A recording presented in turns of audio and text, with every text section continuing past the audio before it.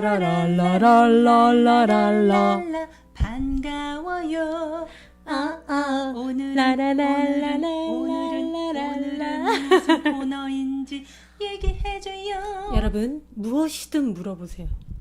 바로 화요일 내 안의 상담 시간입니다. 여러분 잘 오셨어요. 안녕하세요. 어서 와, 오세요. 어서 오세요. 우리 지혜님. 오, 정말 지혜님, 성근님, 선영님, 와. 수정님, 우리 너무나 많은 분들이 이렇게 벌써부터 일남님서부터 해가지고 혜지님 반갑습니다. 우리 근화님도 계시네요. 우리 귀요님 안녕하세요. 네, 오늘은요, 내 안의 수호천사 매주 화요일 코너죠.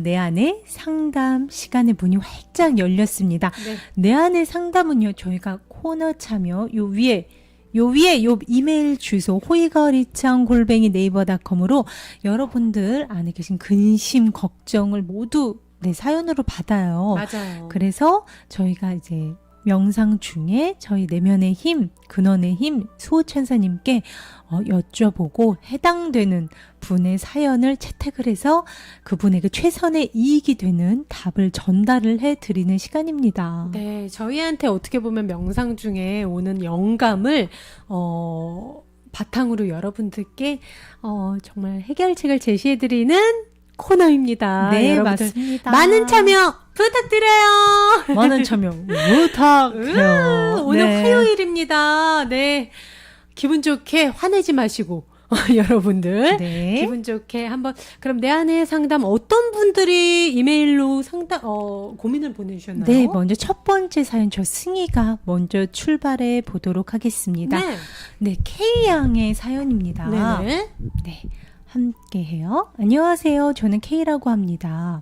제가 지금 일자리가 없어서 코로나가 잠잠해지면 바리스타를 좀 배워보고 싶은데요. 아, 네. 걱정인 것은 늘 여러 가지를 배워도 항상 시험 마지막에 떨어져요. 배울 때는 모든 것들이 항상 재밌기만 한데 시험만 보면 다 가서 끝에 떨어지기를 반복하다 보니까 제 자신이 미워지고 난 이거밖에 못하는 사람인가 라는 생각도 드네요. 그럴 수 있죠. 부모님께도 늘 너무 죄송스럽고요. 항상 저를 믿어주시는데 잘 안 되고 실망시켜드려서 너무 죄송하네요. 제가 어떻게 하면 좋을까요? 이렇게 보내주셨습니다. 네. 그래서 제가 이 사연을 그대로 제가 명상 중에 수호천사님께 들려드렸고요. 대답을 받았습니다.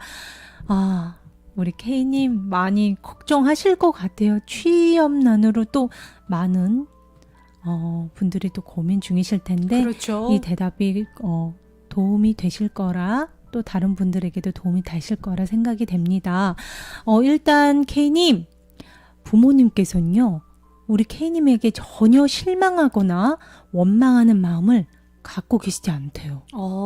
그런 마음이 전혀 안 읽힌다고 합니다. 네. 앞으로 K님이 더 나은 길로 나아갈 때까지 무조건 응원해 주실 거라고 수호천사님께서는 알려주셨어요. 그러니까 주변에 다른 사람 때문에 자신을 자책하거나 주눅들 필요가 절대 없다고 하셨습니다. 네. 그거야말로 우리 K님의 에너지를 깎아먹는 쓸모없는 감정인 거 잊지 마시라고 전달을 부탁받았고요. 네. 그리고 이어서 우리 K님이 지금 준비하고 싶다는 그 바리스타 일은요. 네. K님과는 전혀 맞지 않는 일이라고 다른 것을 찾아보라고 굉장히 강하게 권유를 하셨습니다. 그래서 네. 저도 깜짝 놀랐어요. 네. 응답이 너무 강하게 반대하는 그 에너지를 제가 받아서 네. 이거는 정말 강하게 제가 말씀을 자신 있게 드립니다. 네. 바리스타 일은 K님과 전혀 맞지 않는 일입니다. 왜 이럴까요? 왜 이렇게 악순환이 반복이 될까요? 우리 K님 궁금하시죠? 무엇보다 사연에서처럼 우리 K님이 계속해서 도전하는 그 다양한 분야의 시험에서 떨어지는 거는요. 마지막에 꼭 끝에 가면 떨어진다 그러셨죠? 그렇죠? 네. 이 반복되는 문제의 굴레에서 K님이 배워야 하는 게 있다고 하셨습니다. 설명을 쉽게 해드리기 위해서 제가 네. 이렇게 준비를 했어요. 그게 뭔가요? 네. 키워드를 자세히 보시면요. 왕성한 호기심, 새로운 것에 대한 두려움, 모험, 도전, 내면의 탐구라는 글자가 보입니다. 위에 오른쪽에는 나는 누구인가, 자아성찰, 내면의 탐구에 대한 물음이죠. 네. 자, 그럼 이 그림을 통해서 K님에게 설명을 해드릴게요. 네. 일단 우리 K님은요, 타고나기를 왕성한 호기심을 갖고 태어나셨대요. 네. 사람에 대해서도 사물에 대해서도요. 음. 그래서 이런 점이 여러 가지의 관심을 갖게 하고 또 배우고 싶은 욕구로 발전하게 만듭니다. 네. 헌데 문제는요. 지금 이것들이 K님의 직업, 안정된 직장으로 연결이 안 된다는 데 있습니다. 어허. 이게 무슨 뜻일까요? 왜 그럴까요? 왜냐하면 호기심으로 내가 접근하는 것과 내가 직업으로 삼을 만큼 나를 필요로 하는 일은 다른 것을 분명히 구분해서 인지하라고 하십니다. 그러기 위해서는 그냥 뭐 이것도 좋고 저것도 재밌고 이런 식의 나의 취향을 넘어서는 진지한 내면의 탐구가 필요하다고 합니다. 아, 그냥 내가 궁금하고 해보고 싶고 뭐가 유행이래 해서 또 솔깃하고 이게 아니라 어떻게 보면 내가 진짜 잘하는 거 정말 내가 남들보다 상위 몇 %로 잘할 수 있는 거를 내가 잘 알고 있고 그 안에서 어떻게 보면 그쵸. 호기심이 가장 나는 거를 찾는 게 직업적으로 바로 연결이 될 수 있다 뭐 이런 뜻인가요? 네, 그렇죠. 진지한 내면으로의 탐구, 나의 궤도를 찾자. 아, 지금 K님에게 필요한 게 이겁니다. 여태껏 자신에 대해 깊이 들어가 보질 못하셨대요. 그러다 보니 유행에 휩쓸리기도 하고 네. 다른 사람의 말에 쉽게 동요되기도 하는 등 네. 자신의 취향을 잘못 파악하게 되는 오류를 범하게 되는 겁니다. 지금 바리스타에 대해서 관심을 갖게 된 것도 그런 오류 중에 하나라고 하셨어요. 그래요. 아, 정말 그렇잖아요. 내가 좋고 싫고 난 이게 단 줄 알았는데 좋은 일 하면 다 그게 최고 아닌가 했는데 또 내면에 정말 who am I? 나는 누구고 진짜 내 영혼의 바람이 무엇인가? 이건 또 더 깊은 내면의 탐구가 필요하다는 거겠죠. 정말 나에 대해서 네, 해부해보는 시간이 솔직히 필요해요. 맞습니다. 네네네, 그렇습니다. 자, 짜자잔. 뭔가 이렇게 글씨가 딱딱딱 있죠. 내면의 탐구, 나의 궤도를 찾자. 해서 제가 순서별로 1번부터 5번까지 알아보기 쉽게 정리를 해드렸습니다. 이제부터 네. 제가 내면의 탐구 도대체 이거 어떻게 하는 건가요? 어려워. 음. 막막해. 전 머리 아파요. 이런 거 잘 몰라요. 만약에 K님이 그렇게 느끼신다면 네? 어려울 거 없습니다. 일단 오늘부터 타임머신을 슈슈슝 타고 코올리게 3살 때 기억으로 더듬어 가는 겁니다. 3살 때 기억. 네, 보통은 3살부터 기억이 나잖아요. 아니요, 전 돌잔치도 기억납니다. 그건 조금 필요 없을 것 같고. 어쨌든 어렸을 때의 기억을 더듬어서 네, 누가 시키지 않아도요. 네. 내가 즐겨 했던 일, 혹은 내 가슴을 뛰게 했던 어떤 공간, 아니면 관련된 놀이 등등 나의 기억을 되짚어보는 거예요. 시간 가는 줄 모르고 막 빠져서 했던 거 말하는 거죠. 어떻게 보면. 네. 우리가 어렸을 때 무의식적으로 했던 것들에 나의 내면의 본 모습이 많이 드러나 있거든요. 그렇죠. 무엇보다 그때는요, 남의 시선도 우리가 지금처럼 의식하지 않았고, 맞아. 그저 내가 좋으니까 했던 것들이잖아요. 그렇죠? 이렇게 어렸을 때부터 초등학생, 중학생, 고등학생, 성인이 돼서 내가 정말 좋아해서 했던 일들, 혹은 누구보다 내가 쉽게 잘했던 일들을 목록을 디테일하게 작성해 보는 겁니다. 네. 작성을 하고 관련된 직업을 뽑아보는 거죠. 찾아보는 거죠. 그 중에서 뭔가 더 나의 눈길을 끈다거나, 이거 진짜 배워보고 싶다 하는 마음이 들거나, 네. 지금 당장이라도, 나 이거 잘할 수 있을 것 같아 하는 그런, 내적 충동이 있는 대로 다시 리스트를 우선순위로 쫙 작성을 해보세요. 네. 이렇게 리스트를 작성하시고, 가장 먼저 내가 도전해보고 싶은 것부터 행동으로 옮겨보는 겁니다. 면접도 준비해 보시고요. 네. 그것에 필요한 뭔가 지식과 경험을 쌓아보는 것도 행동 중에 하나가 되겠죠. 네, 이렇게 1번부터 5번 지금 K님 보고 계시다면 핸드폰으로 한번 이렇게 찰칵 캡처 너무 좋은 해 것 두시면 같아요. 도움이 될 겁니다. 네, 좋네요. 지금 어떻게 보면은 약간 휴식기를 가지고 계신 분들도 진짜 나의 궤도를 찾는데 이것을 대입을 해서 네. 한번 나 자신이 정말 누구보다 상위 몇 %로 잘할 수 있으면서 어린 시절부터 그런 기질에서 두각을 보였던 거. 네. 그리고 내가 즐기면서 할 수 있었던 거, 그 공통분모를 찾아가서 이렇게 찾다 보면 뭐가 꼭 나올 것 같아요, 진짜. 그렇죠. 네. 우리 K님을 필요로 하는 곳, 즉 K님이 있어야 할 곳의 분야가 정확해지면요. 네. 그때부터 K님은 너무 쉬워집니다. 왜냐? 타고난 호기심에 열정이 있거든요. 이런 분들은 그 열정으로 불을 이렇게 잘 붙여주면 굉장히 남들보다 더 빠르게 나아가실 수 있어요. 네. 그 힘으로 도전과 모험에 뛰어드시게 되는 거죠. 여태껏 나의 궤도가 아니었던 곳에서 열정을 불태웠던 때와는 전혀 다른 감정과 느낌이 드실 겁니다. 왜냐하면 그곳은 나를 필요로 하고 반겨주는 나의 궤도이기 때문이죠. 네가 없으면 안 돼. 약간 이런 그쵸. 존재감이 느껴지는. 그렇죠. 새로운 것에 대한 두려움도요. K님이 이런 막연한 호기심으로 헛다리를 짚으면서 생긴 허상이에요. 아까 계속 이랬잖아요. 또 떨어질까봐 두렵다고. 이제는 그 두려움이 너무 커진 거죠. 그러네요. 왜냐? 나의 궤도가 아닌 데서 계속 열정만 쓸데없이 불태우니까 뭐야, 난 열심히 해도 안 되는 거야. 라고 되는 거예요. 그러면서 내가 되게 한없이 모자라 보이게 되고 괜히 괜한 데서 자책감 그쵸. 느끼고. 그러니까 어떻게 보면 이 왕성한 호기심, 도형 위에 네모, 왕성한 호기심과 네. 이 새로운 것에 대한 두려움이 이게 두 개가 공존할 수 있나요? 하는 분들도 계실 거예요. 원래 호기심이 많은 사람들은 좀 새로운 것에 대한 두려움이 적지 않나? 그렇게 받아들이시는 분도 있는데 이렇게 생각해 보세요. 왜 우리가 여기서의 새로운 것에 대한 두려움은요. 네. 우리 K님의 내가 직업으로 삼을 만한 어떠한 신중한 선택 앞에서 엄습하는 두려움이에요.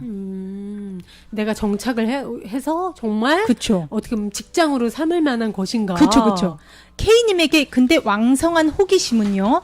그야말로 가볍게 좋고 싫고 맞아. 이런 관심 가는 마음입니다. 여기서 알 수 있는 건요. 우리 네. K님이 직업을 그동안 선택할 때 네. 진지하지 못한 마음으로 임했다는 것도 드러납니다. 그러네요. 속으로 그냥 어떻게 보면 아주 진지하지 않게 처음에는 접근한 거예요. 네. 호기심도 워낙 풍부하다 보니까 네. 관심 가는 데도 많고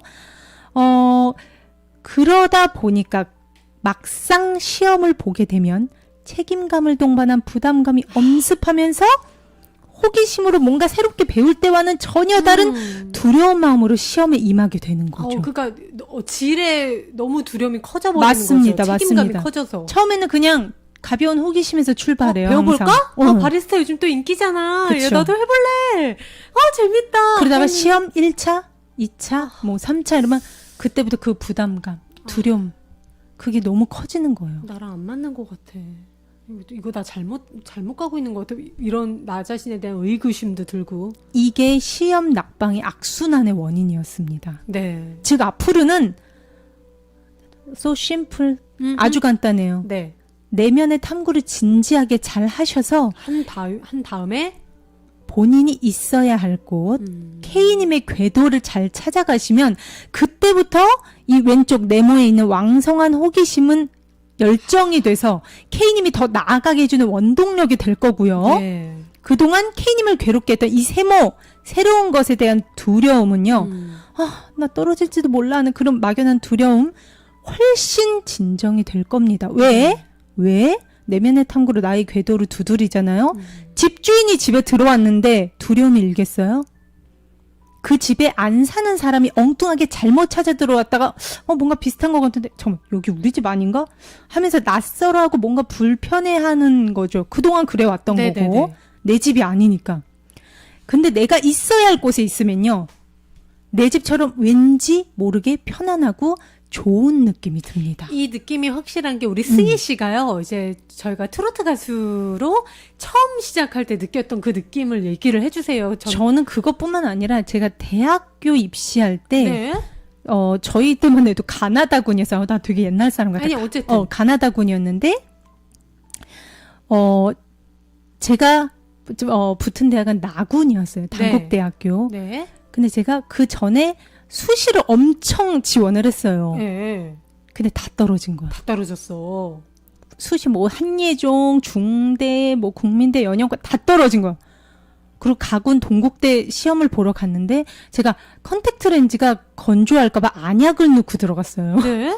근데 거기는 모니터를 되게 크게 제 얼굴이 막 이만하게 나오고 카메라 테스트. 카메라 테스트를 하는 데였는데 제가 어떻게 그럴 수 있어요, 여보? 하는데 그 안약이 제 코로 뭔가 상황이 안 도와준다. 그쵸? 코를 그것도 완전 그냥 그 땡구처럼 쭉 있죠. 어머. 그래서 제가 거기 흔들린 거였어요. 제가 여보 어떻게? 어떻게 그 다음부터 다 완전 폭망한 거죠. 아우 웬일이야. 남의 집인 거야. 거기는 그치. 남의 집이었던 거야. 그러니까 나의 궤도인 데는 확실히 내 집 안방 같은 편안함이 있어요. 근데 그렇게 제가 그러고 나서 솔직히 다 떨어지면은 네. 그 다음 학교 볼 때 더 간절해져서 불안해지는 게 원래 당연하잖아요. 그리고 뭔가 이것마저 떨어지면 그치. 안 되는데 해서 그 중압감에 더 뭐라고 할까 더 부담감. 잘 보기 힘들어요. 실기니까 또. 그래서 나군 단국대학교를 보러 갔는데 어머나 이게 웬일이야. 왜? 그냥 집 안방 같은 거예요. 아까 뭔가 나의 궤도에 딱 들어선 것 같은. 저는 아직도 그 기분을 잊지를 못해요. 그냥 집 안방 같고 그 응시하는 사람은 정말 많았는데 뭔가 자신감 있고. 제가 할 거를 다 하고 너무 만족해서 그 마지막에 그 면접관 선생님들 얼굴을 보고 제가 활짝 웃었던 그 기분을 아직도 잊지 못해요. 그 맞아요. 짜릿한 느낌. 뭔지 알아요. 당연히 붙었죠. 네. 당연히 붙었고 그 당시만 해도 단국대가 지금은 죽전에 있지만 한남동에 있어서 연극영화과 그 응시율 거의 1위였거든요. 경쟁률이. 네. 근데 딴 데선 진짜 다 떨어졌는데 거기만 붙은 거예요, 제가. 그러니까 정말 뭐 이런 일화도 그렇고 네. 저희가 트로트 가수를 처음에 시작했을 때 그냥 그런 막연한 믿음이 있었어요. 여기선 내가 잘할 수 있을 것 같고 그리고 내가 없으면 안 될 것 같은 분야. 맞아. 이곳에서 이곳에서 나를 필요로 할 것 같은 분야라는 자신감이 있고 맞아요. 그 트로트 무대가 주로 아무래도 그 지역 축제 그런 데에서도 많이 하잖아요. 가면은 승희 씨가 저한테 이랬어요. 야, 마치 내가 전생에 와봤던 데 같아. 맞아요. 옆에 막 이렇게 어머님들 막 그 토산물 들고 막 그 지역 축제 아시잖아요. 저는 그랬더니 내 전생을 온 것 같은 데자부가 느껴진다는 거예요, 승희 씨가. 저 트로트 가수가 되고 나서 2008년에 6시내 고향 때문에 장터를 갔는데 제가 주희한테 이랬어요. 야, 여기 나 전생에 몇 번 왔던 데 같아. 그러니까. 원래 보통은 우리 나이 또래 그때는 20대 중반이었으니까 장터가 친숙할 수가 없어요. 전 평소에 가지도 않고. 그렇지. 근데 이거 무슨 집 안방 같은 느낌? 저는 케이님한테 그런 느낌을 굳이 비교하자면 그렇게 말씀을 드리는 겁니다. 내 발에 꼭 맞는 신발을 찾은 것 같은 편안한 느낌. 그쵸, 분명히 있어요. 내면의 탐구에 달려 있습니다. 네. 오늘부터, 자, 다시 한번 말씀드릴게요. 오늘부터, 아까 제가 말씀드린 거 있죠? 요거. 네, 처음에 보여주셨던 진짜 내면으로의 탐구, 나의 궤도를 찾자. 네, 오늘부터 종이와 펜을 들고 엄마한테도 아빠한테도 물어보시고요. 친구들한테도 자문을 구해보세요. 네. 내가 어렸을 때, 야야, 내가 진짜 뭐 좋아했었지? 맞아, 나 그거 좋아했었지. 그쵸. 엄마, 나 이거 진짜 좋아하지 않았어? 내가 그랬어? 하루 종일 그것만 했어? 이런 식으로 정말 꽂혔던 것들, 시키지도 않았는데 매일 했던 것들, 즐겨갔던 장소, 행동 등등 목록을 빠짐없이 작성하시고 네. 그거에 관련된 직종, 분야를 적어보는 겁니다. 좋아요. 그렇게 리스트를 작성하시고 도전해보고 싶은 것들, 내면의 어떤 충동, 어떤 그런 영감이 이끌어주는 곳부터 두드려 보시고 행동을 꼭 해보세요. 좋습니다. 막연한 호기심으로 여기저기 기웃거리던 때 나를 힘들게 했던 두려움은 모두 가짜였음을 알게 되실 겁니다. 네. 아셨죠? 그때부터 우리 K님의 타고난 호기심도 아까 말씀드렸듯이 빛을 더 보게 될 거예요. 그러네요. 즉 모든 것이 조화롭게 아, 그 흐름을 타기 시작할 겁니다. 그렇습니다. 네, 그럼 K님이 본인의 궤도를 잘 찾아가시기를 응원하는 마음에서 화이팅 외쳐드립니다. 네. K님 힘내세요. 파이팅! 파이팅! 이상으로 수호천사님의 답변 마칠게요. 네, 많은 분들께서 이혜진님 바리스타 시험 필기 실기는 자기 노력이에요.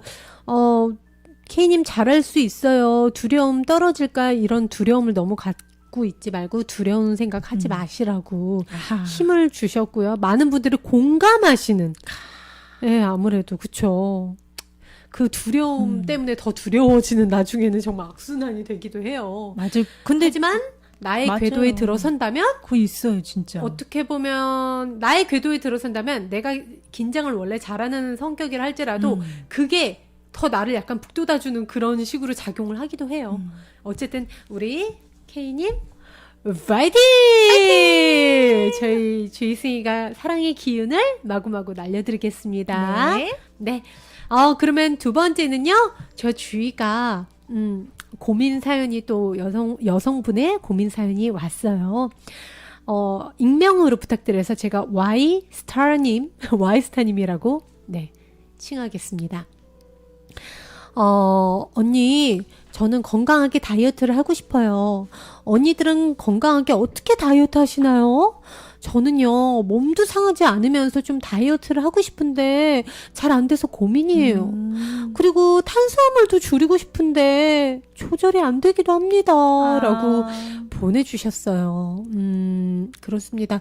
또 여름이기도 하고 다이어트는 정말 온 국민의 그쵸. 온 국민의 고민이라고 하면 대표적인 고민일 수 있을 것 같아요. 그래서 개인적인 저희들의 어떻게 건강하게 다이어트를 하시냐고 또 여쭤보아서 제가 명상과 더불어서 제 자신이 몇십 년 동안 어떻게 먹고 어떻게 살았는지를 되짚어보는 시간이기도 했습니다. 저 자신한테 되게 뜻깊은 시간이었는데 개인적으로 저나 승희는 특별히 다이어트 기간을 둔다거나 식단 조절은 하지 않습니다. 사람들이 그러면 저 보면은 보통 식단 조절을 엄청 엄격하게 한다고 생각을 해요. 근데 저는 식단 조절이라든가 특별한 다이어트 때문에 음식을 가려 먹는다든가 음식을 이렇게 양이나 칼로리를 계산해서 먹는다든가 뭐는 먹고 막 이런 거는 한 번도 해본 적 없거든요. 근데 제가 19살 때 19살 때 심하게 살이 찌고 나서 그 후로 제가 운동과 식습관으로 이제 한 9kg 뺀 뒤에 지금부터 몇십 년 동안, 그러니까 10여 년 넘게 같은 몸무게를 유지하고 있어요. 그래서 제가 와이스타님 거 사연 보고 나서 진짜 체중계 가서 체중계도 잘 안 재요. 그래서 몸무게를 재보니까 똑같이 유지가 되고 있더라고요. 저는 그게 중요하다고 생각해요. 살을 빼고 안 빼고는 누구든지 뺄 수 있고 그런 건데 유지가 되느냐. 맞아요. 유지가 되느냐. 맞아. 왜 그래서 정말 건강하게 우리 건강하게 다이어트를 하는 그 연예인들을 보면은 자신만의 철학이 있어요. 그런 분들은 그냥 어떻게 보면 단기적으로 확 빼는 이게 아니라 몇십 년 동안 그 몸무게를 유지하시는 분들을 보면 자기만의 철학이 있는데 맞아요. 어쨌든 제가 수호천사님께도 여쭤봤습니다. 근데 혹시 승희 씨는 네. 음식을 먹을 때 음식을 먹는 행위 그리고 음식을 대하는 태도에 주의를 기울여 보신 적 있으세요? 한번 해보려고 노력은 한 적 있었어요. 조금 제가 빨리 먹는 습관이 있어서 급하게 먹는 습관이 있어서 조금 난 천천히 음미하고 이 반찬을 조금 이렇게 바라보고 왜 마치 소믈리에가 네. 이렇게 먼저 먹기 전에 내 입에 넣기 전에 향도 맡아보고 뭔가 이렇게 오감으로 다 느껴봐야지. 근데 승희 씨가 요즘에 네. 속도가 굉장히 느려졌어요. 근데 다시 빨라졌어요, 저. 근데 예전보다는 훨씬 느려졌기 때문에 어쨌든 그러면 승희 씨 같은 경우 음식을 먹는 행위, 즉 속도를 조금 천천히 하는 거에 집중을 하고 계시다는 건데요. 네. 우리가 대부분 밥 먹을 때 무의식으로 먹습니다. 밥은 정말 막 머슴처럼 먹는다고 해야 되나? 여러분 그거 알아요? 기계적으로 먹는다는 거? 성격 나와요. 본능적으로 먹는다는 맞아요, 거. 맞아요. 우리가 대부분 그래요. 특히 배고프면 더 하죠. 네. 그리고 또 머릿속에선 이것저것 아까 전에 TV 봤던 거, 누구 만났을 때 수다 떨었던 거 막 생각하면서 오가지 잡탕 생각하면서 막 기계적으로 먹는단 말이에요. 참 영혼 없이 본능적으로 먹는다라는 표현이 딱인 것 같은데 우리가 보통 이렇게 먹어서 배를 채우고픈 그 욕망이 과해지는 걸 식탐이라 그래요. 제 식탐 많다 할 때. 먹어서 배고파지는 그 배고픔을 채우고 싶은 욕망이 과해지는 거, 심해지는 거를 이제 먹을 것을 탐한다, 식탐이라고 하는데 그 모든 것들이 사실은 진짜 너무 배고파서 아니면 난 음식을 너무 사랑해. 음식, 세상에 맛있는 게 너무 많아. 라기보다는 실제로는 마음이 허기져서 그 결핍감을 대신 음식으로 채우려 할 때가 많습니다. 저 완전 공감해요. 왜요? 어쩔 때는 제가 먹다가 이거 내가 배고파서 먹는 건가 의문이 들 때가 맞아요. 있어요. 저도 그래요. 왜냐면 나 분명 1시간 전에 고구마를 내가 2개인가 3개를 먹었는데 나 왜 지금 이거를 왜 먹어야 될 것 같은 압박감과 그런 게 들지. 근데 배는 안 고프거든요. 맞아요. 그럴 때 있어요. 그럼 저한테 물어봐요. 너 지금 배고파서 그래? 그럼 분명 이 안에는 아직 고구마가 있어요. 근데 뭔가 이런 거 있죠. 뭔가 저거 먹어야 될 것 같고 그리고 아니면 마음이 허전하다고 해야 되나요? 맞습니다. 우리가 보통은요. 진짜 배고프거나 음식을 사랑해서가 아니라 맞아요. 이 마음의 허기짐, 특히 직장 갔다 왔을 때 친구들 모임 갔다 왔을 때 그 어떻게 보면 고립감, 그 스트레스, 짜증 거기서는 뭔가 해결되지 않은 내 마음의 이 허기가 해결되지 않은 게 당장 냉장고에 가서 달려가면은 일단 음식으로 그게 모든 집중이 가는 거예요. 지금 여성분들 공감. 아, 그래요? 정민아님 저도 공감해요. 그러니까 보상 심리인 거예요. 이혜진님 맞아요. 배는 안 고픈데 먹고 싶은 거. 맞아. 최상영님 내 이름은 김삼순. 와. 옛날 그 드라마 김선아 씨 그 네네. 통통한 캐릭터 보면 그 남자친구 때문에 그 남자를 좋아하는 마음을 막 어쩌지 못하고 막 비빔밥을 먹으면서 소주를 막 먹잖아요. 그러니까 뭔가 진짜 이거 있죠. 이거 어떻게 풀어야 되지? 엄마들이 맞아. 반찬 다 꺼내. 그리고 비빌 때 표정 그 무의식으로 씩씩대면서 비비는 거. 그게 그만큼 이 마음으로 맞아, 이거 나 맞아. 어떻게 해야 돼? 내 몸과 마음과 완벽하게 동일시가 된 상태죠. 그쵸. 근데 우리가 그때는 몰랐단 말이에요. 완전 몰랐죠. 그러나 이제는 우리가 알죠. 내가 지금 완전 몸과 마음과 이 마음속에 뭔가 채워지지 않는 외로움과 단절감, 이 허한 거, 공허함을 뭘로 채우지? 먹을 거. 그러니까 김이라님이 맞아요. 저도 일이 안 되면 뭐든 먹어야 돼요. 맞아요. 그리고 속상한 일 있으면 왜 사람 그 매점이나 이런 데 가서 다 고르는 사람들 있잖아요. 약간 기계처럼. 맥주 같은 종류별로. 맞아요. 그게 뭔가 그 결핍된 그 마음을 채우고 싶은 뭐라도. 특히 폭식이 그렇습니다, 여러분. 대표적으로 폭식이 그렇고요. 몸무게가 막 고무줄처럼 막 뺐다가 막 쪘다가 하시는 분들이 보통 내면을 아직 돌아와 보지 않고 그렇기 때문에 그 마음의 결핍감이 폭식으로 나타나기 때문이거든요. 그러니까 모든 게 마음의 문제가 원인이라는 거예요. 우리가 다이어트가. 이 살이 어떻게 보면 과하게 찐다든가 아니면 거식증. 이것도 마음의 병이잖아요. 대표적인 정신병으로 거식증이 대두가 될 정도니까. 어쨌든 이렇게 먹는 행위를 제가 말씀드렸듯이 의식적으로 깨어서 행하면 어떻게 될까요? 그러면 완전 달라질 수가 있습니다. 아까 우리 와이스타님께서 탄수화물 조절이 제일 힘들어요 이러셨어요. 네. 탄수화물 저 쌀밥 쫀득쫀득 맛있는 저 쌀밥 줄이고 싶은데 조절이 어렵다고 그러셨죠. 그 맛있어 보이는 쌀밥도요. 내가 지금 이 밥을 먹고 있음을 알아차리고 밥을 먹기 전에 심호흡 한 번, 3번씩 해주고 내가 이 밥을 먹고 있다. 이 밥이 내 안으로 들어간다. 씹을 때 그 촉감과 이 모든 걸 알아차리면서 내 정신의 온 집중을 쌀밥 하나에만 둔다면 조절이 가능합니다. 이게 가능해요. 불가능한 게 아니에요. 물론 쉽지는 않을 거예요. 처음에 특히 이제 막 시작할 때는 그 전에 먹던 그게 내가 이렇게 어떻게 보면 동물처럼 먹었구나. 맞아요. 처음에 진짜 그게 느껴져요. 왜냐면 저도 그랬어요. 이러잖아요. 우리가 씹기도 전에 맞아. 나 그랬어. 삼키기 전에 벌써 전 이거 먹었어요. 맞아요. 마음은 벌써 가 있어. 그러니까 어떻게 보면 알아차리면서 우리가 의식적으로 먹는 행위가요. 말 타는 기수가 이렇게 말의 줄을 쥐고 있는 거예요. 내가 주인임을 알고 있는 거예요. 밥을 먹어도. 그렇지만 우리가 무의식적으로 기계적으로 막 폭식하는 거 그런 것들 이 모든 것들은 어떻게 보면 말의 끈을 놓고 말이 나를 내팽개 치든 절로 가든 일로 가든 어떻게 보면 나한테 권한이 없는 거예요. 그렇게 보시면 돼요. 네. 영화관에서 팝콘 먹을 때 우리 맞아. 이러잖아요. 그게 맞아요. 대표적으로 완전 무의식에 빠져서 먹는 행위거든요. 맞아요. 어쨌든 그렇습니다. 우리가 모든 게 어떻게 보면 다이어트마저도 마음의 결핍, 나의 내면을 좀 돌아봐라고 내 영혼이 노크하는 소리라고 들으시면 돼요. 전혀 상관없다고 여러분 여기셨던 분들도 있을 거예요. 왜냐하면 다이어트 하면 몸에 관련된 일이라고 해서 사람들이 외부의 답을 구해요. 맞아. 다이어트 약, 다이어트 센터, 뭐 무슨 비스 어쩌고저쩌고 뭐 이런 데 엄청 많죠. 프로그램. 네. 그리고 아니면 식단을 되게 과하게 막 이상하게 원푸드로 막 아예 단식원 들어가서 쫄쫄 굶거나 아니면은 막 고지방 막 이런 거 막 몰아서 먹고. 그런 건 다 요요 오잖아요. 그러니까요.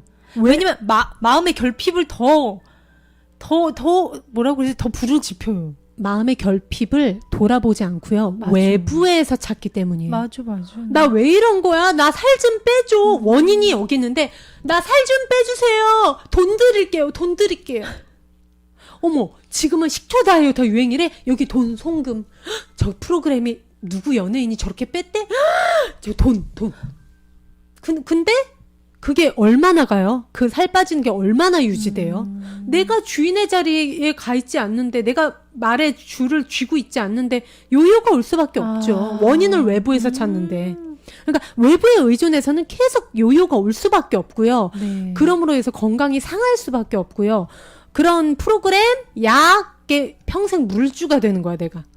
그러니까 원인이 뭐냐? 바로 의식이다. 중요한 건 먹을 때 얼마나 내가 깨어있느냐입니다. 깨어있느냐. 즉 주인의 자리에 가 있어야 된다는 겁니다. 파란 하늘이 돼 있어야지 이거 먹어야 되는데 저거 먹어야 되네. 몸과 마음을 동일시해서 그 먹구름인 상태에서 먹잖아요. 내가 음식인지 음식이 난지 몰라요. 네, 사진을 제가 하나 띄워주셨으면 좋겠어요.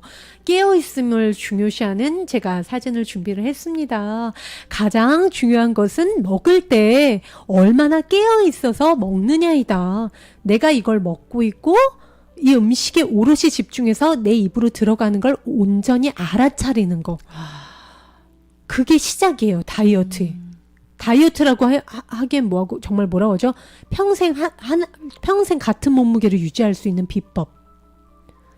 그렇습니다. 자, 그러면 우리 와이스타님께서 저의 비결도 여쭤보셨어요. 네. 저 주위에 건강한 체중 유지 비법 오늘 준비했습니다.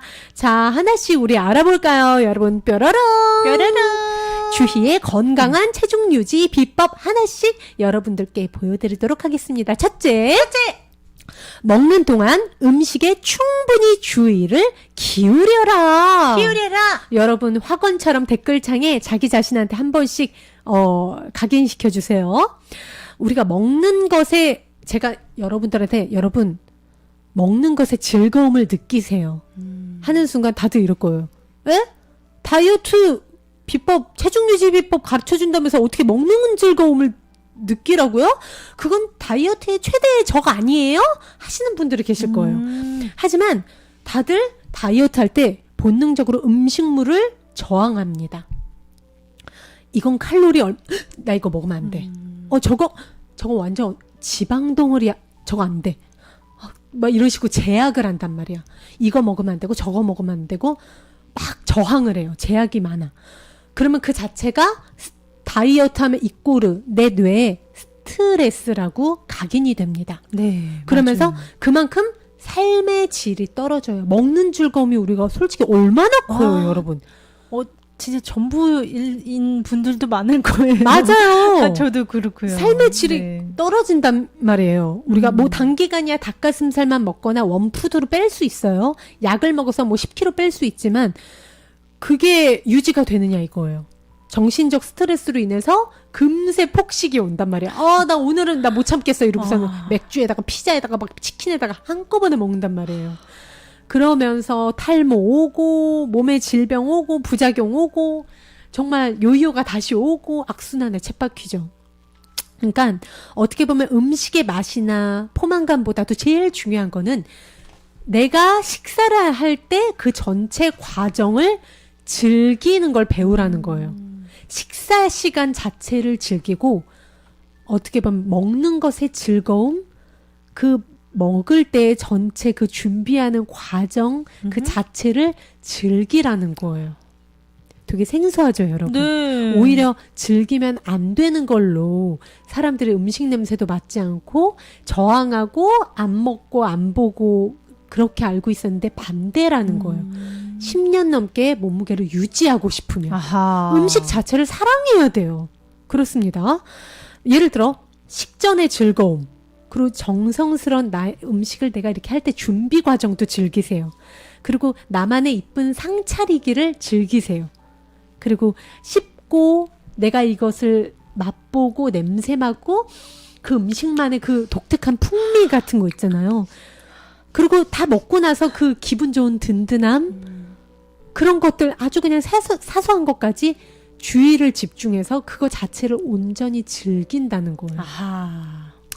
그렇게 모든 과정 하나하나에 주의를 기울이면 네. 우린요 소박한 음식에서도 예를 들어 쌀밥에다 된장찌개에다 김치만 먹더라도 그 소박한 밥상에서도 네. 그 소박한 밥상만의 진가를 제대로 아하, 알게 됩니다. 맞아요. 그러니까 먹는 행위에 집중을 한다는 것은 네. 의식에 깨어있음을 뚜렷하게 느낀다는 거거든요.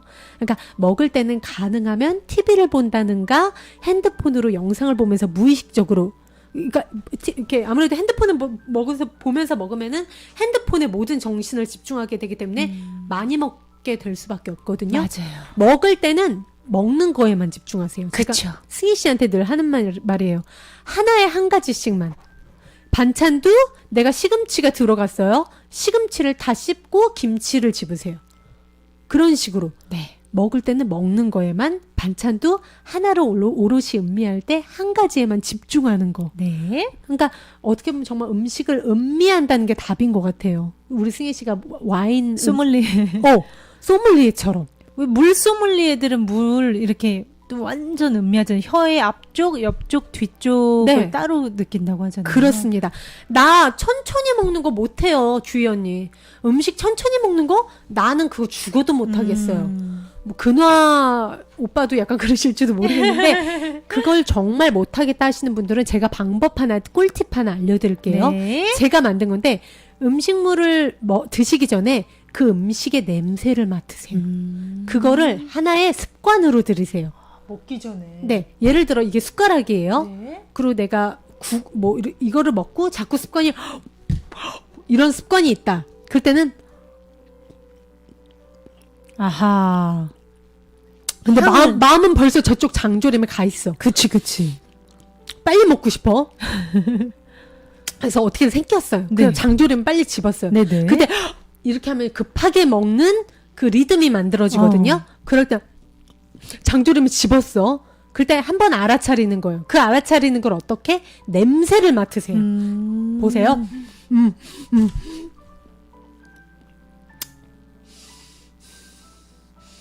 아, 냄새를 맡아라. 냄새를 맡는 게 일시 멈춤 효과를 줍니다. 맞습니다. 이거를 여러분들이 습관을 들이잖아요. 그러면 음식을 한꺼번에 꾸역꾸역 한꺼번에 넣는 그 습관을 고치실 수 있고요. 네. 그리고 중간에 일시 멈춤 한번 효과를 주면서 천천히 먹을 수 있는 리듬을 만들어줍니다. 네. 중간중간 잠깐 브레이크를 걸어주는 거예요. 그러면서 동시에 음식의 풍미를 맡을 수가 있어서 더 어떻게 보면 먹을 때 행복도가 증진이 되거든요. 맞습니다. 이걸 여러분들의 습관으로 만드시면 몸에도 좋고 위에도 좋고 다이어트에도 좋습니다. 자, 둘째입니다. 둘째. 자, 드디어 둘째. 네. 네, 그렇습니다. 좋은 식자재로 요리한 음식을 먹자. 좋은 식자재로 요리한 음식 먹는 거 중요합니다. 네. 내가 먹는 음식은 까다롭게 고르는 거 당연한데요. 많은 분들이 배달 음식 그냥 먹으면서 다이어트 되길 바라고, 어떻게 보면 패스트푸드나 편의점 음식 돌려서 먹는 거 먹으면서 건강하게 다이어트 하기를 바라는 건 무리수거든요. 어떻게 보면 그 왜 옥주현 씨 같은 분들 보면 그래요. 대표적으로 살이 너무 쉽게 찌는 체질인데도 10년 넘게 유지하시는 분들 보면 식자재 고르는 눈이 까다로워요. 내 몸을 되게 귀하게 여기고 아무거나 안 집어넣으려고 노력하시는 게 딱 자기만. 어떻게 보면 아까 그 내면의 탐구 네. 그런 작업을 하신 걸 수도 있어요. 나한테 뭐가 맞고 네. 내가 이걸 먹었을 때 이런 성분을 먹었더니 맞아요. 비슷한 양을 먹어도 살이 덜 찌더라. 아는 거야. 아는 거죠. 그러니까요. 까다롭게 나에 대해서 나는 어떤 음식이 잘 맞고, 그리고 웬만해선 편의점 음식이라든가 너무 그런 배달 음식 자극적인 거, 네. 가공 음식은 줄여주는 게 좋습니다. 줄여주세요. 네. 짜잔. 셋째 한번 보겠습니다. 네. 네. 음식을 대하는 태도가 제일 중요합니다, 여러분. 우리가 감자 하나를 먹더라도 그 안에 태양과 바람, 비, 토양, 농부의 땀방울, 제조업자의 수고가 곁들여서 제 앞으로 온 거거든요. 그러니까 그 감자 한 알에 온 우주가 담겨 있다고 보시면 돼요. 맞습니다. 네, 그러니까 드시기 전에, 조리하기 전에, 저나 승희 같은 경우에는 아침에 사과를 먹을 때도 꼭 기도를 하거든요. 기도라고 해서 막 장대한 게 아니라, 승희 씨 어떻게 해요? 보통 사과 깎아 먹을 때 먼저. 사과야, 오늘도 나의 상큼한 아침을 위해서 이렇게 너를 먹을 수 있게 허락해줘서 너무 고마워. 그러니까. 감사해, 사랑해 하고 먹으면 맞아요. 진짜 제 마음이 그래서 그런가요? 더 맛있고 네. 그냥 그 영양분이 그냥 흡수가 막 한 20% 될 거 80% 되는 느낌? 이게 과학적으로 증명이 됐다고 합니다. 내가 한번 고마워, 사랑해 이런 식으로 얘기를 감사함을 표현하면 음식의 의식이 올라가서 영양가가 배가 된다고 해요. 그리고 모든 것은 우리가 에너지인 걸 이젠 알잖아요. 그러니까요. 사과가 딱딱하다고 그게 딱딱한 고체가 아닌 걸 이젠 알잖아요. 다 에너지, 빛입니다. 그렇습니다. 그러니까 음식의 영양가가 기도를 한 음식과 하지 않은 음식과 영양가가 다르다고 하니까 오늘부터 우리 당장 감사한 마음으로 고마워 한마디씩 해주자고요. 네, 자, 넷째. 입으로라도 나 물만 먹어도 나는 살쪄. 맞아. 이제 그만! 이런 말을 너무 이렇게 쉽게 하시는 분들 되게 많아요. 물론 네. 속상한 마음에 하시는 거겠지만 제가 말씀드렸죠. 말의 힘, 생각의 힘, 행동의 힘 이거 무시하시면 안 됩니다. 다 에너지예요. 그렇습니다. 그래서 저는 주변 사람들이 주희 씨 왜 이렇게 날씬해요? 이러면 이래요. 그쵸, 날씬하죠. 저는 아무리 먹어도 살이 안 쪄요. 밤에 밥 한 고기 다 먹어도 살이 안 찌고요. 배도 안 나오고 그 체질인가 봐요. 이래요. 되게 재수없죠. 근데 그런 에너지를 나한테 계속 주입을 하는 거예요. 맞아. 왜냐면 몸은 내가 말하는 대로 움직이거든요. 진짜. 아유, 웃기고 있네. 니네는 체질이 그렇지. 이렇게 생각하시는 분들 계실 텐데요. 아무리 내가 타고난 체질이 있더라도요. 몸은요. 자기가 안 좋은 에너지의 말을 계속 하잖아요. 세포이고 에너지이기 때문에 맞아요. 유지가 깨져요. 맞습니다. 에너지이기 때문에. 네. 그러니까 근데 내가 만약에 이런 체질이야 더 좋게, 더 건강하게 유지할 수 있는 거예요. 그 에너지가 담긴 말로. 제가 고3 때 정말 많이 먹었을 때 저도 살이 찌더라니까요. 저도 살이 찌는 체질이에요. 근데 제가 누가 물어보거나 나 자신한테 계속 그렇게 얘기해 주는 거예요. 난 아무리 먹어도 살이 안 쪄. 맞아. 여러분도 앞으로 그렇게 해보세요. 자, 5번째. 나를 아름답고 귀하게 대접하자.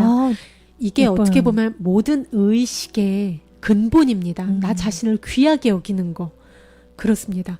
네. 나를 깊이, 그러니까 나 자신을요, 내가 깊이 사랑하는 사람을 대하듯이 나 자신을 대해주세요. 그러면 얼마나 이렇게 곱게, 귀하게 대할까요? 그쵸? 폭식을 하거나 보통 음식 조절 제어를 잘 하지 못하는 경우에 네. 보통 자기 감정 컨트롤이나 통제가 잘 되지 않는 경우가 많다고 합니다. 네. 그리고 이런 경우 약간 자존감도 많이 낮다고 해요. 맞습니다. 그만큼 내면에 뭐 약간 죄책감, 자기 연민, 두려움 같은 게 크다고 하거든요. 네. 그러니까 어떻게 보면 폭식이야말로 다이어트가 막 고무줄 몸매일수록 내 내면을 돌보지 않는다는 증거입니다. 맞습니다. 근본은 의식이니까요. 네. 내적으로 나한테 억압되어 있는 스트레스라든가 외로움이라든가 이런 것들을 한번 돌아다 봐주세요. 오늘부터라도. 그 감정들은 내가 한번 봐주면 그 감정들은 실체가 아니기 때문에 자기가 원래 왔던 그 무의 공간으로 사라지거든요. 여러분들의 내면을 다이어트를 매번 하는데 실패하시는 분들, 요요 현상으로 고생하시는 분들은 다이어트 약을 구매하시거나 센터에 등록하시기 전에 나의 내면의 감정에 자꾸 올라오는 스트레스로 인해서 냉장고를 막 열게 하는 그 감정이 뭔지 한번 수첩이나 핸드폰에 적어보시기 바랍니다. 저 아이지 단장님이 살이 찌는 게요 뚱보균 때문에 그런다는데 유유 정말 건강 꼭 프로 말씀드린 같은 데서 그쵸. 건강 프로그램은요 우리의 몸을 결과로 보지 않고요 원인으로 봅니다. 네. 즉 몸과 나를 동일시를 주입하는 게 건강 프로그램이에요. 그렇죠. 그 말은즉슨 나의 의식과 마음이 주인이 아니라 이 뚱보균한테 주인의 자리를 넘겨주는 거예요. 이런 프로그램을 보면서 내가 살찌는 거는 얘 때문이래. 외부로 지금 원인을 찾잖아요. 그러면 잠재의식에 난 살찔 수밖에 없어. 그쵸. 이건 고칠 수 없는 거야. 타고난 그리고 거야. 뚱보균한테 주인의 자리를 넘겨주는 거예요. 그러니까. 내 의식으로. 그럼 그 뚱보균은 진짜 우리 그 마음의 힘, 생각의 힘으로 걔가 주인이 되는 거예요. 나는 걔한테 끄달릴 수밖에 없어요. 걔가 살찌라면 찌는 거고, 걔가 활동하기 싫다 그러면 살 빠지는 거고, 우린 평생 노예의 자리에 살 수밖에 없어요. 맞습니다. No! 뚱보균? 그게 뭔데? 그거 다 가짜. 허상이잖아. 내가 주인이야. 그것도 관념이거든요. 그러니까 어떻게 보면 이 사연도 와이스타님 사연도 마른 다이어트에 대한 고민이고 비법을 가르쳐 달라는 거지만 우리가 다이어트에 계속 실패하는 이유가 몸과 나를 동일시해서 그래요. 다 원인은 똑같아요. 맞아요. 모든 문제가. 다 그걸 이것 따로 저것 따로 하셔서 그렇지 우리 단장 지혜님이 유유 허상 하셨습니다. 네, 왜냐면은 네. 배고픔을 느끼는 것도 우리가 마음의 짓거림을 믿어서 그래요. 나 너 너무 짜증나. 지금 너무 배고픈 것 같아. 피자도 먹고 싶고 모두 라면도 먹고 싶어. 밤에 저 TV 보니까 나도 김치 바싹 넣은 그 라면 먹고 싶어. 이러고 마음이 짓거리는 그 마음에 떠드는 걸 그 떠드는 게 내가 진짜 그런다는 줄 알고 착각하는 거거든요. 하지만 우리가 몸과 마음과 동일시돼 있을 땐 진짜 내가 그런 줄 알아요. TV에 라면 나오는 거 보니까 진짜 내가 라면을 먹고 싶은 줄 알고 착각하고 끓여버려요. 어느새. 하지만 이제는 그게 몸과 마음의 짓거림이야. 먹구름이 왔다 갔다 해. 영혼의 자리에서 아이고 또 짓거리는구나. 나 그냥 오늘 일찍 자고 내일 아침 일어나서 라면 끓여 먹어야 되겠다. 몸무게를 유지하시는 분들은 그런 식으로 자기의 철학을 만들어요. 몸과 마음을 동일시하잖아요. 다이어트 또한 배고픔을 느끼는 건 마음의 영역, 마음의 짓거림, 허상이라는 걸 아시고 영혼의 자리에서 여러분 그 말의 기수처럼 줄을 잡고 계세요. 네. 어쨌든 오늘 이렇게 저 주위의 다이어트 네. 비결을 말씀을 드렸습니다. 맞습니다. 네. 세 번째 사연 조승희가 바로 부지런히 넘어가 볼게요. 예뻐요. 우리 주인공. 늘 내가 주인의 자리에서 나의 가치를 우리가 헛되게 노예의 자리에 두지 말자고요, 여러분. 네. 잠시만요. 고민 사연 여러분들께서 정말 많이 보내주고 계십니다. 너무너무 감사드리고요. 여러분들께 최선의 또 해결책을 수호천사님이 보내주고 계십니다. 요즘 혼자 있고 싶은데 누가 말을 걸어오면 짜증도 나고요. 화도 많이 납니다. 음악 듣다가 괜시리 이유 없이 눈물도 나고요. 이럴 때 어떻게 해야 할지 모르겠어요. 이렇게 하셨습니다. 짧지만 우리가 되게 쉽게 느낄 수 있는 또 감정이 예민하신 분들은 누구나 고민하실 수 있는 사연 들어가 보겠습니다. H님의 사연 소천사님께 제가 여쭤봤습니다. 우리 H님은요, 다른 사람보다도 더 예민하고 섬세한 마음의 결을 지닌 타고나기를 그런 분이라고 하시더라고요. 감수성이 풍부하신 분이. 그러니까 예를 들어서 피아노를 치더라도 왜 우리는 항상 요 중간 위주로 치잖아요. 근데 이렇게 감성의 결에 예민한 분들은 남들이 잘 안 치는 맨 아래 건반과 맨 위에 건반을 모두 연주하는 성격이라고 하시면 이해가 되실까요? 감정의 폭이 넓다는 거죠. 그쵸, 빙고. 이렇게 느낄 수 있는 감정의 폭이 다른 분들보다 크신 분들, 넓으신 분들은요, 그거를 감당해야 하는 본인은 몹시 힘이 들 수 있습니다. 근데 왜냐하면 감정을 내가 이걸 어떻게 컨트롤해야 할지 모르니까 하루에도 몇 번씩 내 마음의 변화에 따라서 울다가 웃다가 왔다 갔다 끌려다니는 거죠. 그럼 우리 H님처럼 예민한 나의 마음을 어떻게 컨트롤하는지 궁금해하는 분들을 위해서 솔루션을 공개해 드립니다. 주시 읽어주세요. 예민한 나의 마음을 어떻게 컨트롤해야 할까요? 스토르.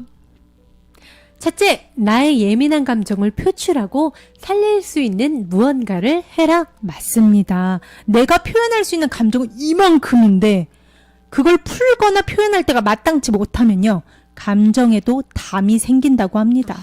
이렇게 분출되지 못하고 쌓인 감정의 담은요, 네.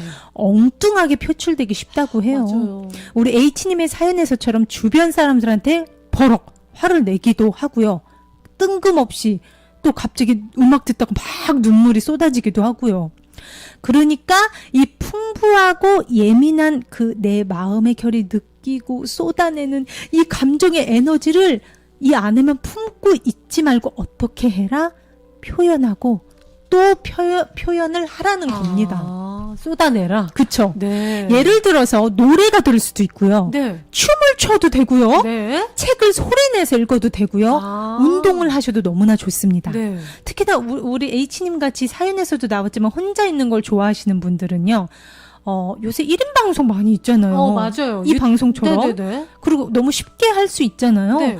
라방 같은 거 키고 본인이 표현하고 싶은 거, 하고 싶은 말, 나누고 싶은 소소한 감정 마구마구 표출을 해보시는 거예요. 좋네요. 그쵸. 뭐 어때요? 네. 처음에는 뭐 구독자가 없더라도 내가 즐거우면 그럼. 그 즐거움은 에너지가 되거든요. 그러면 분명 나와 맞는 진동하는 그 맞아요. 사람들이 모입니다. 맞습니다. 응. 우리 H님이 진정으로 즐기시면서 하신다면 그 또한 하나의 좋은 감정 분출구가 될 거예요. 아셨죠? 네. 이 외에도 뭐 본인이 즐기면서 할 수 있는 취미라든지 감정 표현 도구를 찾아보시는 것도 도움이 될 것 같습니다. 그렇습니다. 둘째, 소천사님이 주신 두 번째 솔루션 뽕뽕. 일단 바깥으로 나가라. 네, 마음의 결이 예민한 분들의 특징은요, 작은 문제에 함몰되기 쉽고 그 감정이 금세 폭 빠져버린다는 겁니다. 즉, 그 문제라는 늪에 빠져서 못 나오게 되기 쉽다는 거죠. 그 작은 한 점이 나중에는 백두산처럼 커져 있더라고요. 그렇죠. 그럴 때는요, 늪에 빠지기 전에 일단 탁 트인 바깥으로 나오세요.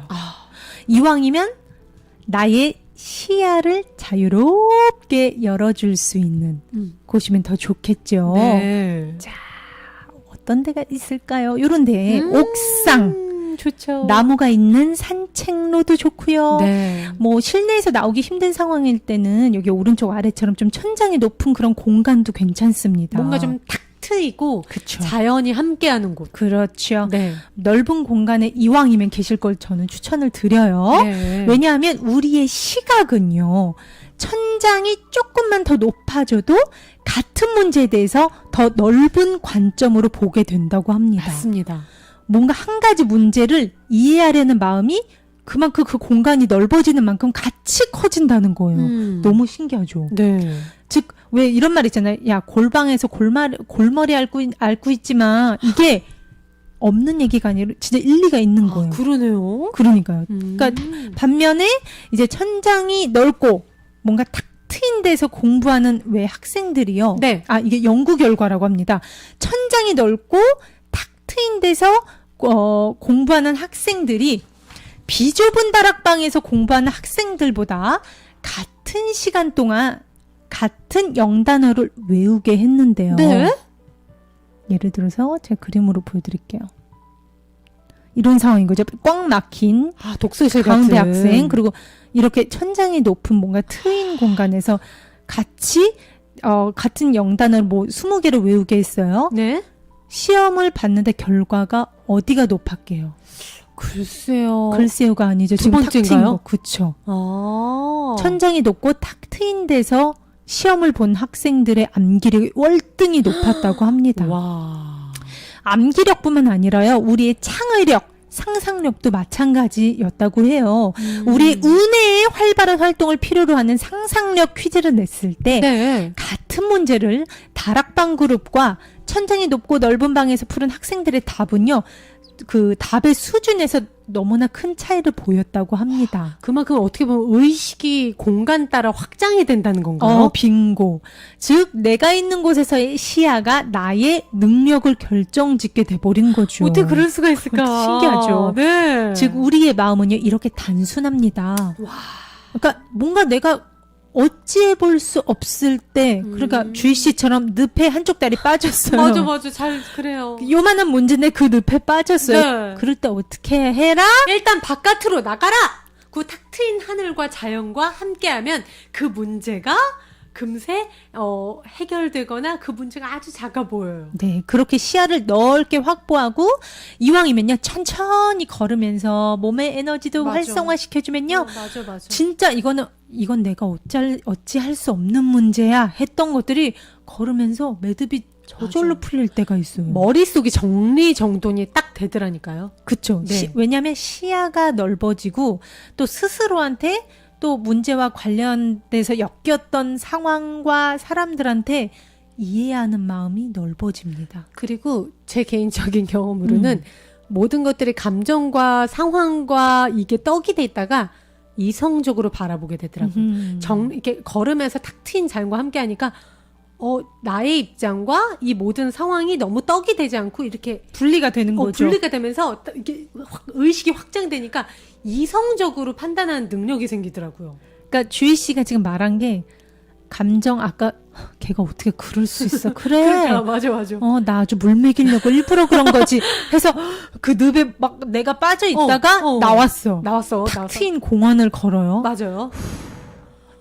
차분하게 몸과 마음과 동일시되던 데서 내가 어디로 가요? 파란 하늘 주인의 자리에 가는 거예요. 걔네들을 거리가 있게 바라보니까 그렇게 큰 문제가 아니었던 거예요. 맞아요. 즉 내 마음에 갇혀 있게 되는 게 아니라 내가 그것을 품을 수 있는 참 주인의 자리에 가게 되는 겁니다.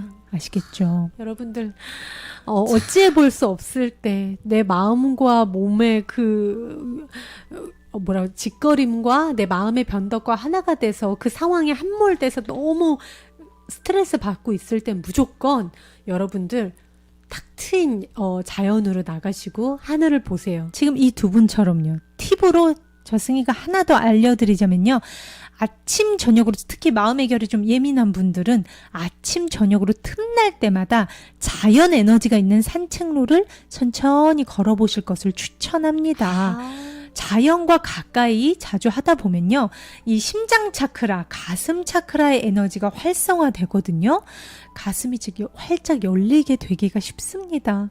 걸으면서 나무들도 이렇게 한 번씩 만져보고요. 탁 트인 하늘을 지그시 바라보기도 해보세요. 네. 그리고 여기 써있는 것처럼 말해보세요, 주희씨. 나무야, 하늘아, 풀아, 나의 탁한 기운 모두 가져가. 그리고 나에게 너희들의 맑고 깨끗한 기운을 좀 불어 넣어줘. 나한테 좀 그런 기운을 좀 줘. 아주. 그리고 고맙고 사랑해. 주희야, 사랑해. 진짜 제가 누누이 말씀드리지만 우린 다 에너지거든요. 이 고체로 보이고 이게 분리돼 보이는 건 좌뇌와 우리의 오감의 그 합작품이라고 했잖아요. 네. 좌뇌가 멈춤되면 다 에너지로 보여요. 이 눈도 감촉도. 네. 우리는 다 에너지인데 지금 어떻게 보면 그 좌뇌의 좌뇌 필터로 이 세상을 보고 있는 거예요. 나무가 이거 에너지입니다. 나도 에너지고. 그러니까 그 좋은 기운, 생생한 그 살아있는 기운을 나한테 불어 넣어주세요. 산책하시면서. 자, 그럼 마지막으로 소천사님이 주신 솔루션 세 번째 공개해 볼게요. 네, 공개해 주세요. 빠밤. 빠밤. 잠시만요. 네. 이게 하다 보면은 벌써부터 뭔가 탁 트인 느낌이 드네요. 가슴이 주희 씨? 시원해지네요. 셋째, 심신을 안정시켜주는 호흡법과 확언을 실천하라. 이건 정말 강조해도 지나치지 않습니다. 그쵸? 우리가 탁 트인데 응급처치할 수 있는 탁 트인데 못 갈 때가 있어요. 솔직히. 맞아요. 즉 직장 내에서 맞아. 근무를 해야 될 때 맞아. 부장님이나 옆에 누구 때문에 모시기 때문에 속이 뒤집어졌어요.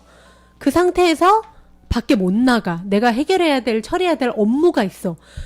그 상황에서는 최대한 화장실 같은 데 가거나 그런 식으로 해서 나를 급 진정시켜 줄 수 있는 호흡법과 확언을 실천하세요. 자, 마음의 평화가 쉽게 깨지는 편이라면요, 나의 호흡을 한번 살펴보실 필요가 있습니다. 왜냐하면요, 우리가 가장 많이 하는 것이 이 호흡 활동이잖아요. 이 세상에 태어난 순간부터 잠자는 순간에도 호흡을 쉬나요? 안 쉬어요. 유일하게 우리가 계속하는 게 호흡이에요. 네. 헌데 이 호흡을 가슴 호흡, 흉식 호흡 주희 씨 어떻게 하죠? 흉식 호흡. 흉식. 일단 여기가 들리는 거예요. 가슴뼈와 갈비뼈가 움직여서 에너지 소모가 크지만 산소는 적게 유입이 됩니다. 네. 즉 얕고 불완전한 호흡을 하게 되는 거죠. 그런 가슴 호흡을 주로 하시는 분은요, 예민하신 분들이라면 뭐라 그럴까요? 나를 치거나 이 감정의 담이 해소가 되지 않고 나를 더 괴롭게 하기 쉬워요. 네. 그러니까 더 기분이 오락가락하게 되고, 네. 이런 분들은요, 반드시 이 복식 호흡을 연습해 보시기를 권유를 해드립니다. 왜냐면은 네. 그리고 울화 같은 거 올라온 게 밑으로 우리가 좀 그쵸. 그러니까 화의 기운, 그쵸. 울화의 기운을 밑으로 내려주는 게 중요하거든요. 근데 아무래도 가슴 호흡, 이 흉식 호흡을 하다 보면 이 울화가 내려가질 못해요. 그쵸. 근데 우리가 복식 호흡을 할 경우에 단전 호흡도 이 아래잖아요. 배꼽 근처잖아요. 최대한 이 밑으로 내려가게 도와줘요. 네, 7초 동안 들이쉬시고 7초 동안 멈추고 7초 동안 내쉬는 복식 호흡, 나의 복부 근육이 팽창됐다가 들어갔다가 하는 777 복식 호흡. 주희 씨가 살짝 보여주실 수 있을까요? 네, 네. 잠시. 네. 자, 잠시만요. 제가 사진을 살짝 이렇게 옮겨 드릴게요. 자, 주희 씨, 숨을 들이쉬어 주세요.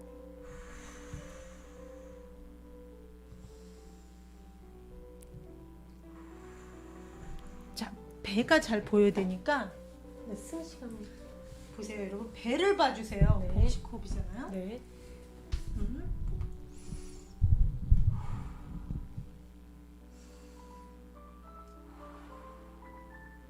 흉식 호흡은 여기가 들리는 거. 위에는 가만히 있고 이렇게 복부 근육을 써서 팽창시켰다, 수축시켰다 하는 게 복식 호흡입니다. 네. 저희 윙크가 가르쳐드리는 777 복식 호흡 연습해 보시기를 우리 H님에게 꼭 권유를 해드릴게요. 네. 네, 이어서 수호천사님께서 알려주신 심신을 안정화시켜주는 내 마음의 주인이 되는 확언을 제가 승희가 준비를 했습니다. 이건 정말 핸드폰으로 여러분 캡처를 하셔서 정말 어떻게 보면 감정과 내가 하나가 돼서 진흙탕이 돼 있을 때 빨리 화장실 가셔서 그 캡처한 걸 보시고 같이 확언을 따라서 외우시면 효과가 있습니다. 아하. 잠시만요. 왜냐면 저는 제가 제일 감정과 하나가 돼서 막 그럴 때 확언이 도움이 굉장히 크게 되더라고요. 밖에 나가지 못할 때는. 다른 게 없습니다, 여러분. 정말 내가 주인의 자리에 다시 가는 거예요. 아셨죠? 네. 출발하겠습니다. 네, 여러분도 같이. 몸아, 마음아, 그저 고요히 있어라. 그리하여 내가 바로 상처받을 수 없는 영혼임을 알라. 둘째, 지금의 오르락 내리락 하는 내 감정 시소에 날 맡기지 않겠다. 내 몸과 마음의 중간에 서서 위에서 이것들의 움직임을 지켜보겠다. 선포하는 겁니다. 셋째, 나는 끝없이 피어올랐다 사라지는 잡히지 않는 구름이 아니다. 영원히 변함없이 존재하는 파란 하늘이 주인인 나의 자리이다. 본인의 이름으로 해주셔도 됩니다. 영원히 변함없이 존재하는 파란 하늘이 주인인 나 강승희의 자리이다. 넷째, 자, 같이 보여드릴게요. 지금부터 나의 시야를 넓힌다. 드론을 타고 올라간다. 내 몸이 붕 뜨고, 우리 집이 보이네. 더 올라가. 우리 나라가 보이고, 더 올라가. 아시아 대륙이 보이고, 더 올라가. 전 세계가 보인다. 그리고 더 올라가. 지구가 보인다. 나는 광활하고 끝없는 우주의 한 점에 지나지 않는다. 그리고 지금껏 내가 갖고 있었던 이 문제는 그 어떤 것에도 힘을 주지 못하는 실체가 없는 것이다. 실체가 없는 이것을 내가 놓아줌으로써 나 강승희는 이것에서 자유로워짐을 선포한다. 네. 너무 좋습니다. 나의 시야를 넓혀주고요. 나의 실제 존재 상태를 선포하는 주인, 내 마음의 주인이 되는 화건이었습니다. 여러분들이 보시기 쉽게 제가 같이 보여드릴게요. 네. 네.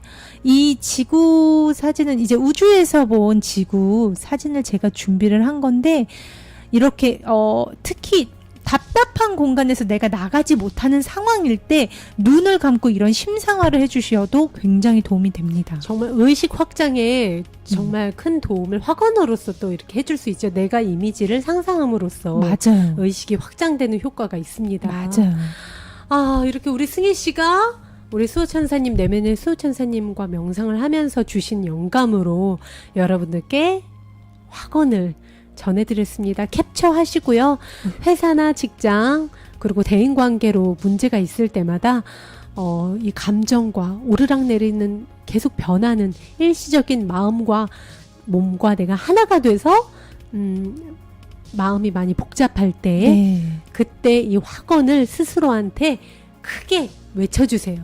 네. 여러분 캡처 원하시는 분들을 위해서 저 승희가 지금 이렇게 화면을 준비를 했습니다. 외칠 때는요, 최대한 좀 느낌을 느끼시면서 해주시는 게 화건은 효과가 좋거든요. 심장 박동을 느끼시면서 심장에 손을 얹어주셔도 되고요. 거울을 보시면서 하셔도 좋습니다. 거울에 내 눈을 또렷이 보면서 정말 단호하게, 힘차게 외쳐주셔도 도움이 됩니다.